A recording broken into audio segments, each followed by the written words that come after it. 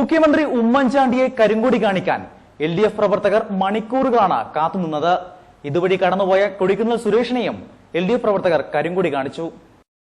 ഗാന്ധി ഭവനിൽ നടക്കുന്ന സ്നേഹരാജ്യ മാസികയുടെ 7ാമത് വാർഷികവും മാധ്യമ അവാർഡ് ദാനവും ഉദ്ഘാടനം ചെയ്യാനെത്തുന്ന മുഖ്യമന്ത്രിയെ പ്രതീക്ഷിച്ച് പത്തനാപുരത്തെ LDF പ്രവർത്തകർ മണിക്കൂറുകളാണ് കരിങ്കൊടിയുമായി കാത്തുനിന്നത്. ശനിയാഴ്ച രാവിലെ 8 മണി മുതൽക്ക് തന്നെ ഗാന്ധി ഭവനിലേക്കുള്ള പ്രധാന പാതകളിലെല്ലാം പ്രവർത്തകർ കരിങ്കൊടിയുമായി നിലയുറപ്പിച്ചിരുന്നു.